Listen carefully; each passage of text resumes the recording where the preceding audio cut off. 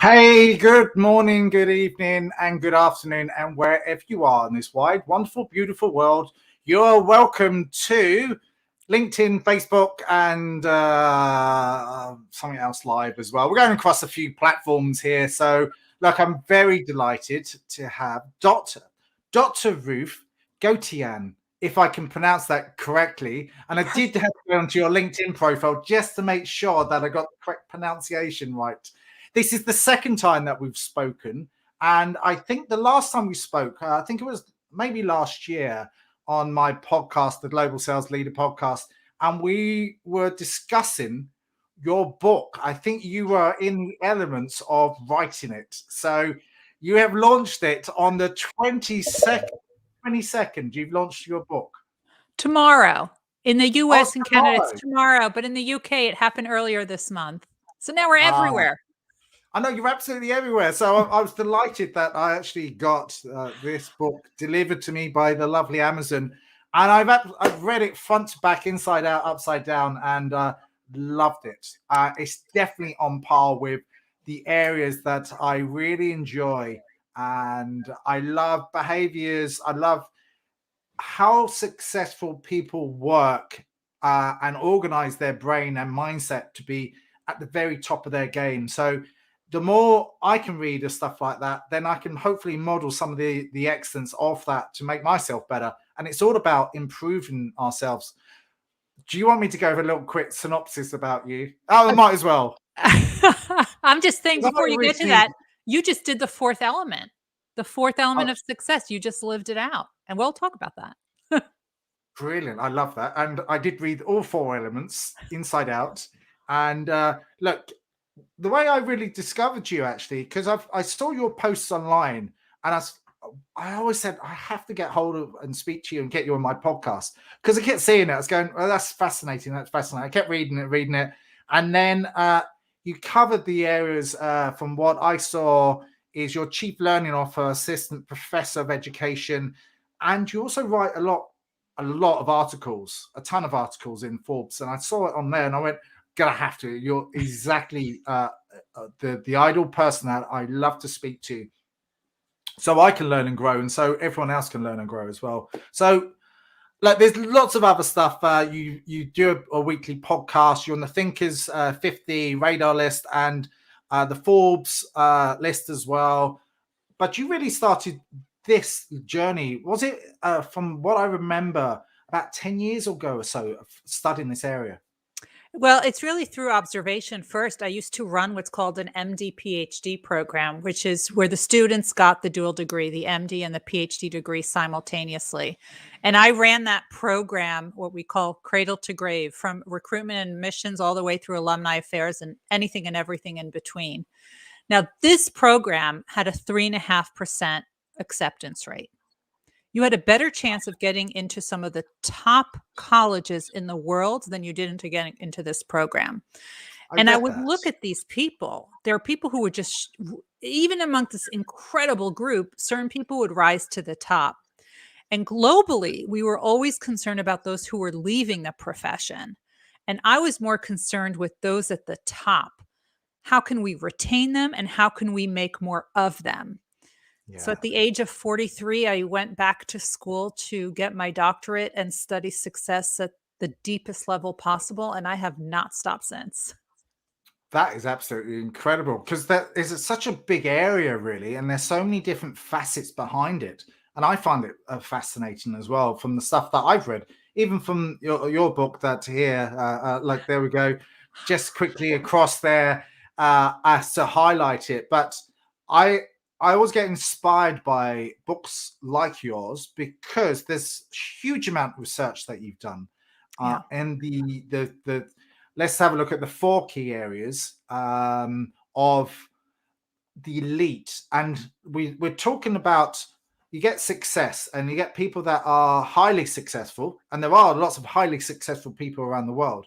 But what makes the people above that more successful? What do they do? What do they feel? How do they understand? I'm always fascinated by that, what drives them, what motivates them, and the behaviors and the attitudes behind that. So So what happens then? What happens behind Well, that? Big well, question here. let's backtrack a little bit. So, you're right that this was based on research, and that was really important to me because when I started the research, I was very frustrated that all of the books that I was reading and the talks that I were hearing were really based on one person's experience. Yeah. And I couldn't copy their habits. I just couldn't. And I didn't think that other people could or want to copy habits. And it's only one person's experience. I couldn't imagine how you generalize one person and call that expertise. So it was important to me that this be research based. But what I really wanted to do, I started my research with the most exceptional physician scientists, those who won the Nobel Prize, those who won the big scientific awards.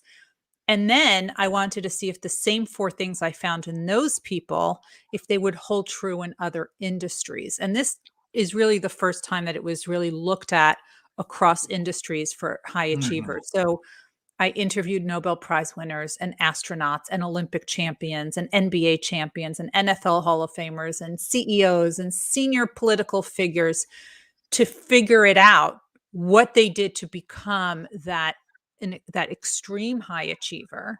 Mhm. And when I realized that a Nobel Prize winning scientist is just like an Olympic champion figure skater, that's when I realized that these are learned skills. And if Mhm. these are learned skills, I'm an adult educator. I can teach, I can educate people. So I reverse engineered their path to success, created a blueprint for it, went all over talking about it, created LinkedIn learning courses about it, and wrote articles about it. And now the You book, got a book. now there's the book. But what was so important to me is that I don't just talk about the four elements of success. The last third of the book actually teaches people how to apply it. And I thought that was very important because what kind of an adult educator would I be if I just say, here are the four elements, figure it out? Yeah, I think you absolutely need that. And if you are to do that, I think applying it, and I like the elements in there where you do at the first off, I like the short chapters because it feels like you're progressing through the book quite quickly. In my head, anyway, and I went, wait, I've done 2 chapters today. That's really awesome. But I like the teach back options I'm at an the adult end, and I educator. like I know how to get through to people. you do, and I think that's really smart. And I like the way that you just condensed it down because for me, I just go, oh, that's really good. I like that. And I feel like I'm gaining traction, which also gives you that habit of I'll have to read a little bit more. Yeah. And I like the teach back questions as well. And I love the coaching questions, which are directly hit back to you. If you follow that style, Yeah. it actually works really well. And I borrowed a section of that this morning on a little course I did this morning because I thought having the 3 questions at the end of what works for you, what doesn't work for you, would you like to do for free, I thought that was really smart. And I like the way that you sectioned them out. The So passion I on it. practiced that and I had a little go at that this morning. I thought that was really cool. Yeah. That's true. And you have, on your book, if you see on the very top corner of the book, it says online resources. And the reason I did that is because you can read, but I know that a lot of adult learners, we need to actually work with the material. We need to write it out, draw it out, think about it. So I actually created worksheets that you can download for free to actually practice so that you can start implementing everything that's talked about. I probably have to. That's my next thing now to do is download it and then It's embed the free. learning. But I think, like any learning, you have to practice it. You have to Oh, live yes. it and feel it and do it. Yes. And I think the key thing is learn from your feedback, learn Yeah, from how you can feed yourself forward, so you can practice that didn't happen again, and next time you improve on it and continuously learn to improve. that's That's right. one of the areas. So let's have a look at the 4 areas because I think the audience that will listen to this, and I will put this up on my podcast show as well, because this is an area of interest to my sales success global leaders podcast as well. Because if you can learn the character traits of this, then you can help yourself deliver better results. That's right. That's right. Are you ready for the 4? I'm ready. I'm waiting. All right. The first one you touched on, it's your internal passion, that fire in your belly, what you would do for free if you could, what you were put on this earth to do. You know that when you are doing it, it doesn't even feel like work. Yeah. This is why you bounce out of bed in the morning and why you can't quiet your mind at night. This is what you were put on this earth to do. And in adult learning, we call that intrinsic motivation. Nobody needs to motivate you to do this. You are motivating yourself to do this. Now, this is very different from extrinsic motivation. Yeah. Extrinsic motivation is those are the diplomas, the promotions, the awards. That's when other people are judging you. And when other people are judging you, Jason, I don't know about you, I can't sustain that long term to constantly work to other people's expectations. Mhm. And the people who are fueled by extrinsic motivation, those diplomas and awards and promotions, those are the people who usually burn out or fail out. And I give some real interesting stories from my own doctoral journey about the difference between those who finished and those who didn't. So you want to be able to tap into your intrinsic motivation. And that's where we talk about the passion audit, which is one of those online resources. So that's number one.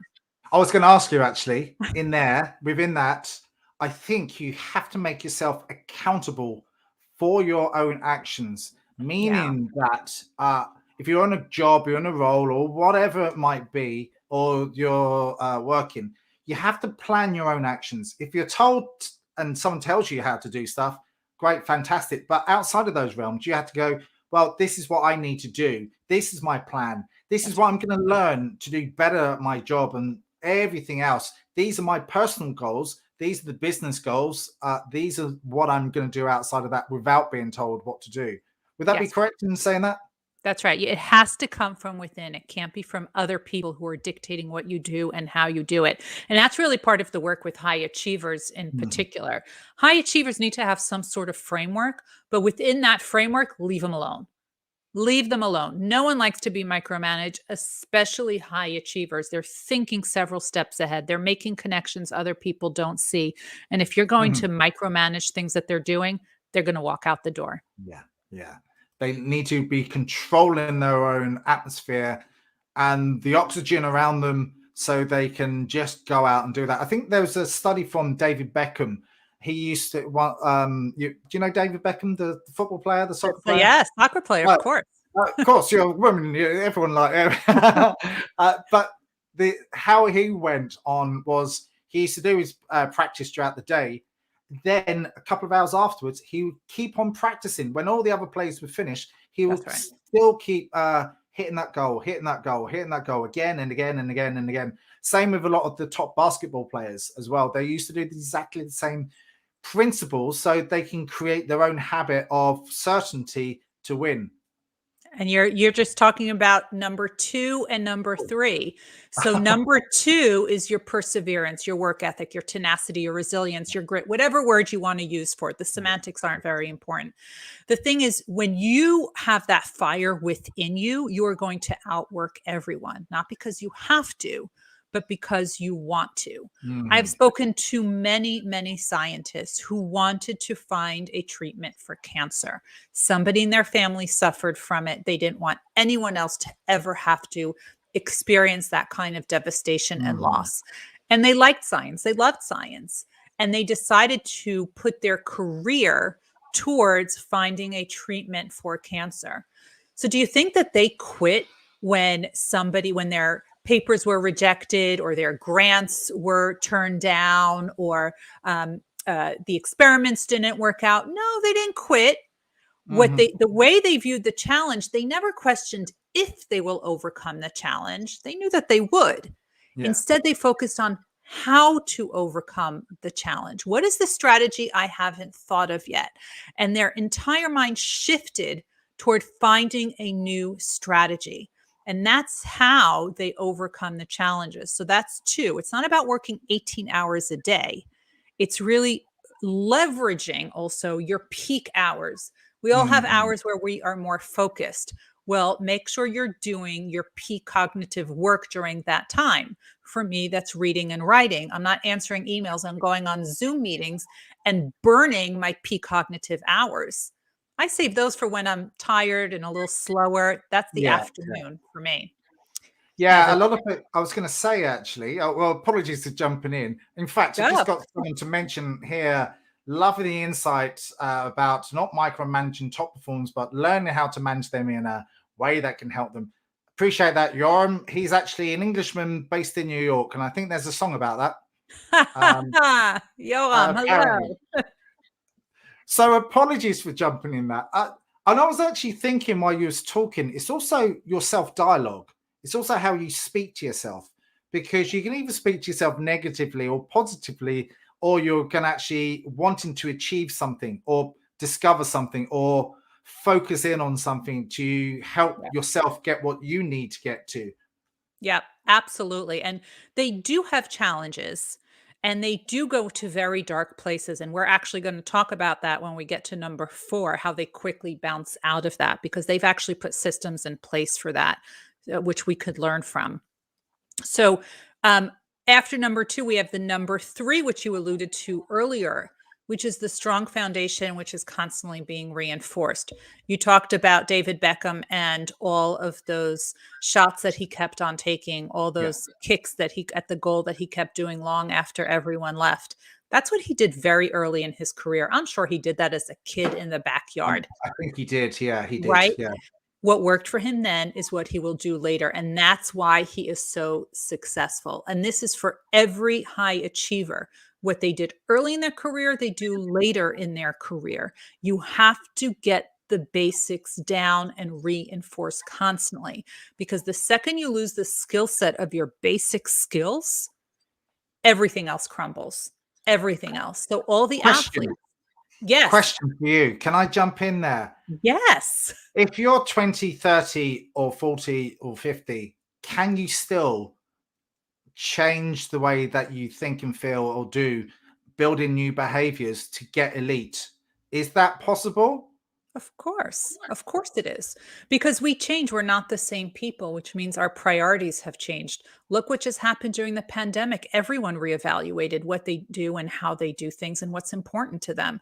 So there's the perfect proof. It was just magnified during the Yeah. pandemic. It's been there all along. So everything is already inside of us, but sometimes it's hidden. That's right. And we have to self-discover ourselves to bring out the best attributes of ourselves, and then just challenge ourselves to focus in. We all get adversity, we all get challenges, but how do we deal with those and bounce forward? Yes. And you suggested in there is, I think it's chapter 7, isn't it, or something like that, about resilience, of bouncing back. Absolutely. And they really work to control what they can control. They don't worry about things that they can't control. They focus on what is the strategy I haven't thought of, as I mentioned, and really work to control that. That is enormously helpful in helping you move forward. Yeah, I love that, and I think that's a huge. It's bounce back. It's bounce back. It's bounce back, or bounce forward, as the Marshall Goldsmith That's methodology right. is feed Move forward. And forward. I Yes. love that saying. I've borrowed and stolen that and used that many times, and it's really helpful for thinking that for your self dialogue, He just but did that to also me this morning. brilliant. Marshall wrote the forward to the book. So Marshall Goldsmith wrote the forward, and I have been blessed that he has mentored and coached me throughout. Yeah, like if you want to get up there, and again, I think that's mentoring, is to be a mentor, but I think it's so important out there to get mentored by lots of different people. And lots of other books I've read is get mentored by different areas as opposed to just professional development. Get mentored into business, get mentored into That's right. whatever else That's that right. will help you learn and grow. I think that's I think that's just one of the things that I've taken away That's right. to help me develop more. That's right. And that's part of the fourth part, which is continuously learning through informal means. And one of the ways is through mentors, the mentors who believe in us more than we believe in ourselves. Because sometimes when things don't work out and we're faced with challenge after challenge after challenge, we go to a really dark place. And sometimes everything that we have just gets blown out of proportion. We are so deep inside the jar, we cannot even read the label. And the mentors are the one that can really put things into perspective because they have that strategic view and they can really tell us this is something you need to worry about. This is something you don't need to worry about. Mhm. This is something you need to worry about now. Let's come up with a plan as to how you're going to deal with it. That is so critical. And that's part of the informal learning. And how many mentors do you have personally? Oh God, a lot. I have a team, and that's what all of the extreme high achievers have, and it has to be very diverse. So my mentoring team has people from medicine, science, education, business, law, military. I'm up to 6 at least, and then of course I have Marshall. Oh yeah, so So that's 7. Yeah, so that's good. And I think because we're human at the end of the day, and we all face challenges. So having someone to speak to just yeah, to guide us or advise us or maybe push us or make us accountable, yeah, even more so than maybe we already are. But sometimes you just need someone to say, do it by that date and send it yeah. through to me, and then you've done it, you've achieved it, you've set your goal, and you set your attention forward. That's So right. that is awesome. What And else that's can what you do I to? actually talk about in the success factors, how to approach mentors. Because you don't want to just walk up to someone and say, "Will you be my mentor?" Because that's asking them to take on another job. Yeah, So there are other ways that you can do it in order to get their guidance without making them feel like they're taking on another obligation. So that's what's yeah, important with mentors. The other thing that's so critical about informal learning, and if you think about all of the billionaires, Bill Gates, Warren Buffett, um, Mark Cuban, they read 3 to 8 hours a day. yeah, yeah, Now, it's not reading that made them billionaires. It is being open to new knowledge. So, what do I mean by that? The high achievers understand that there are gaps in knowledge and they're always looking for gaps in knowledge. And the more they hmm, can learn about other industries and how other industries are doing things, the more they can make connections that other people don't mm, yet see. The other thing is they can take something that works in one industry and make a little twist and use it in another industry. That's innovation. So they're always looking to make these connections. Now, Buffett and Cuban and Gates, they do it by reading 3 to 8 hours. mhm. I love reading, so to me that sounds like heaven, but I don't have 3 to 8 hours a day to read. So what are some of the other ways that we can learn and get this information and acquire new knowledge? Well, we can read articles, we can read blogs, we can have podcasts, we can have the webinars such as this one and Yeah, LinkedIn live such as this one. We can have LinkedIn learning courses. So many ways that we can get yeah, new information. This there is is. what we're talking about. Hopefully we're sharing some great stuff here. And that's just one of many ways. Yeah, there's we're in the information age now. There's everything. If you want to go out there and find it, it's there for you. That's right. I'm a moderator on Clubhouse as well, and I'm always learning there. And I like the ability to ask questions, but also be part of the conversation as well to add more value forward. And That's right. that to me is worth its weight in gold. I've learned so much from that, but I've also learned a huge amount from speaking to people like yourself, top experts in their field, and lots of different facets in around this behavior, body language, linguistics, psychology. All of this stuff just helps me develop myself. That's But right. the way I look at it is it's the way to trickle knowledge forward as well. Yeah. And so tell me, how can people find and buy your book? Tell me more. It is called The Success Factor. Wherever you love buying books, it's there. Amazon, Barnes and Noble, independent bookstores. Or you could just go to my website, ruthgotian.com/book. It'll tell you all over the world where you can buy the book. It is right down there.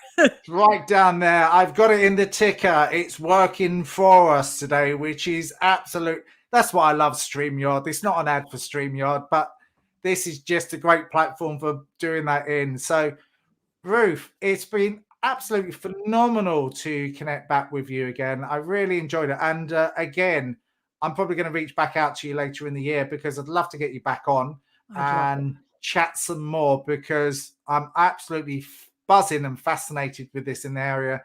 And hopefully you'd have maybe started on book number 2. I've got some in the works. Oh, awesome. I thought you might have. Thank you so much and have a pleasant day. Thank you.